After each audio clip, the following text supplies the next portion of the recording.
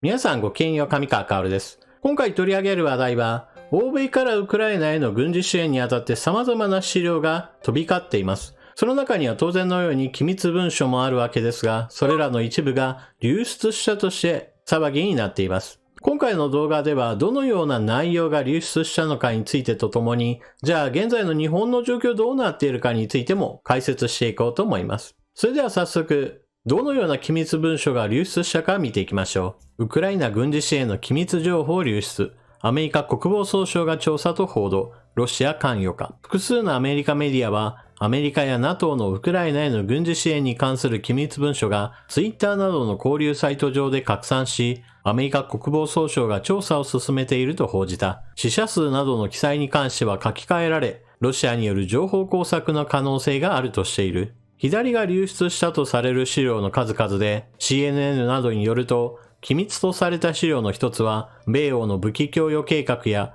ウクライナが受け取った兵器システムの量、訓練などに関する情報が記載されている。別の気象予測に関する資料には、車両操縦に有利な状況で、地面が凍る可能性がある場所の分析が示されていた。極秘とされた3月1日時点の紛争状況を示す地図では、ロシア軍とウクライナ軍の位置や規模、損害の状況が示されていた。ロシア兵の死者数に関し、16,000から17,500人と記載されているが、国防総省などは実際にはもっと大きな被害が出ていると分析している。ロシアが死者数を自国に有利な数字に書き換えた情報工作の可能性があるという。書き換えられている内容なのですが、ロシア兵の死者数はもともと多かったものが少なく、そしてウクライナ軍の方は逆に少なかった記載が数字が何倍にも増やされていました。これは加工するとその加工後というものが分析すると出てきてしまうからです。アメリカ国防総省のシン副報道官は SNS 上の投稿に関し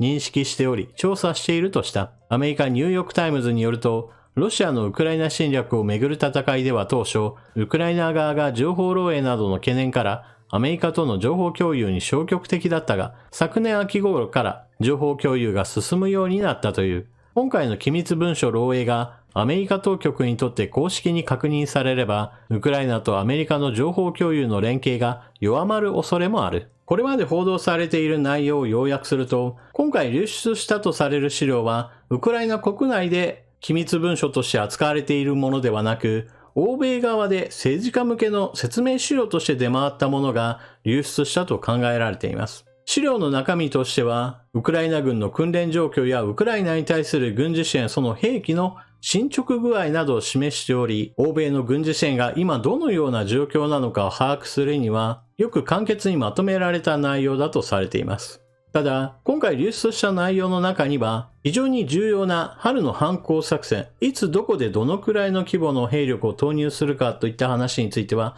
一切触れられていませんでした。もともと存在しなかったのか、それとも存在するんだけれども、流出させる資料としては隠しているのか、その点についてはわかりません。何にしても、もしもそのような重要情報まで含む場合は、これはロシア側としてはかなり強力なスパイ活動の成果だと誇ることでしょう。というのも、ロシア側は旧ソ連時代からスパイ活動については非常に力を入れており、西側にも多くのスパイを潜入させることに成功してきました。ですからその伝統にのっとって今回も情報流出させることに成功した可能性があるわけです。ですから今回の記事の最後にも、ウクライナと欧米との間における情報共有に乱れが生じるかもしれないという懸念が示されているわけです。ただ、情報を流出させるにしても私は失敗だったのではないかなと思います。というのも、もしもウクライナ軍の反撃作戦の詳細をウクライナ側がアメリカに伝えたとして、その資料が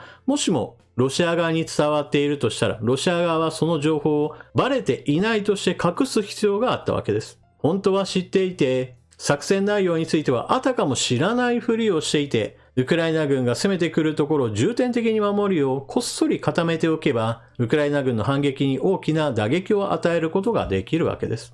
ですから今回資料が流出するにあたって、ロシア側として情報を掴んでいるんだぞというメッセージを送るとすれば、そうだったらウクライナ側は作戦をまだ発動していないわけですから、まだいくらでも変更することができるわけです。ですから、ここからはより情報管理を厳密にすることによって、ロシアとしては本当に必要な情報が得られないかもしれないわけで、私は情報を流出させるにしても時期としては失敗だったという結論です。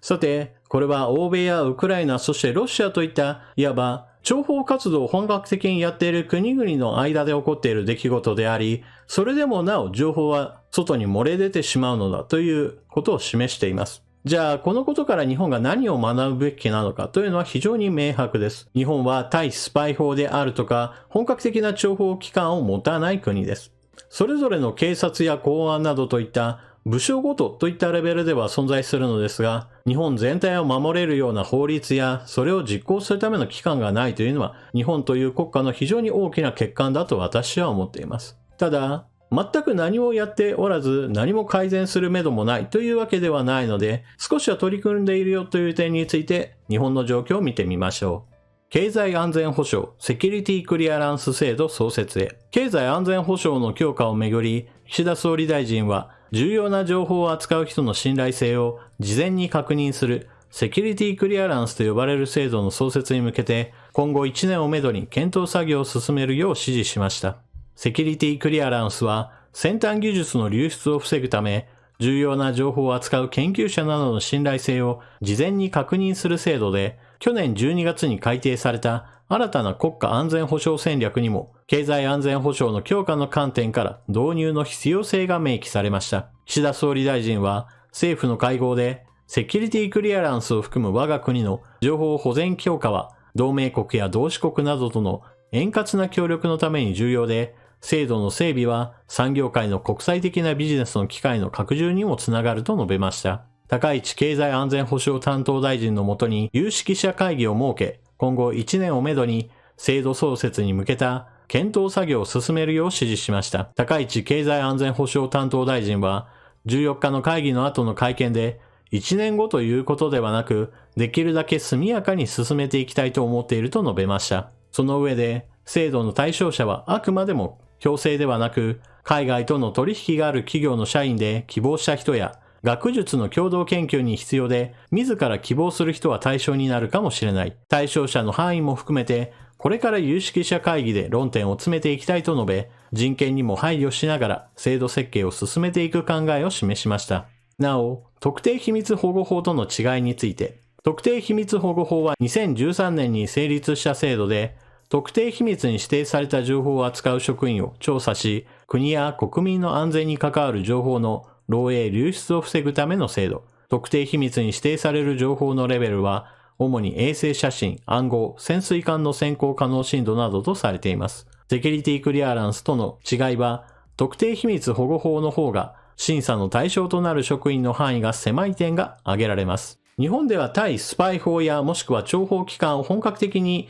育成していこうという流れは全く起きていません。しかし、危機管理意識が非常に低い中においても、もう少し何とかしなければならないという考えを持っている人たちもいて、今回のセキュリティクリアランス制度の創設に向けた動きが加速しています。この制度が設立されれば少なくとも情報にアクセスしてもいいかどうかというのを事前にある程度ふるいをかけておくことができ、それに伴って防衛産業の例えば海外との協業であるとか共同研究といったことも関われる人、関われない人というのをはっきりと示すことができます。また日本国内においてもどのような情報に誰がアクセスするかについて事前に審査した上で人物を絞り込むことができるので情報管理がやりやすくなったりします。ただし、このような動きというのはあくまでも部分的な改善であって全体的な改善とはまだ程遠い状況です。対スパイ法という総合的な法律については全く制定の動きが進んでいないのも事実ですし、またこの法律に基づく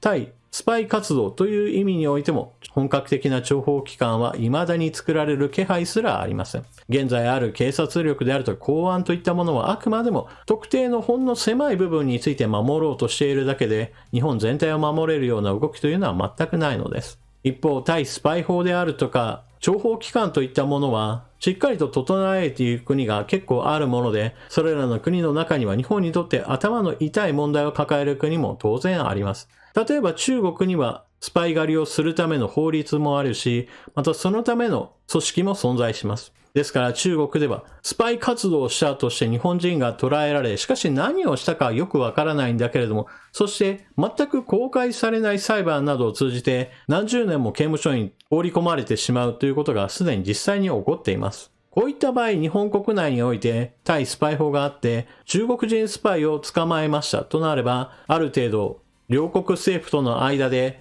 スパイを交換するなどの話などもできるわけですが、一方的に中国の方が日本人を次々とスパイとして捉えてしまうために、全く交渉としてはうまくいきません。また、今回の動画の前半でも話を触れましたが、欧米各国にはスパイ機関がある国々が多く、そのような状況下でさえも情報を抜き取られてしまうことはあるわけです。ましてやそのような法律もそのための組織もないような日本であれば、より簡単に他の国々は日本から情報を持ち去ることができてしまうわけです。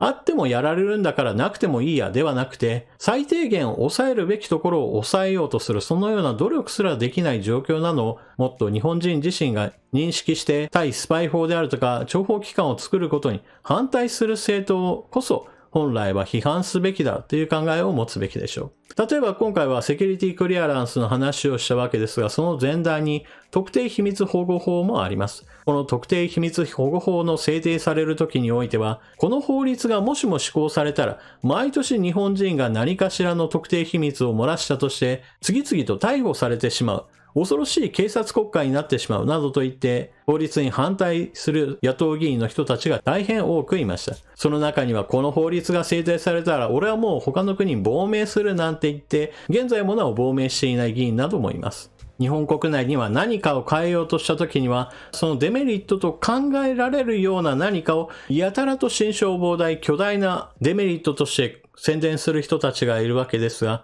そのような声に本当にその声が正しいかどうかといったことを多くの国民が検証することが必要だと私は思います。というわけで今回の動画はここまで。欧米における機密情報の流出事件が発生しました。現在のところ正式認定はされていないのですが、内容から言って間違いないだろうと言われています。そしてそのことから考えなければならないのは、日本にはそのような機密情報を守る仕組みも組織も全く不十分で未整備だということです。そして整備を国内で進めようとする人たちに対して野党側から強烈な妨害がいつもされていること、このことを忘れてはいけません。それでは動画最後までご視聴いただきありがとうございました。チャンネル登録していない方はぜひともチャンネル登録していってください。そして動画を見合ったら評価ボタンのクリックとあなたの感想コメントよろしくお願いします。それでは次の動画でまたお目にかかりましょう。まったねー。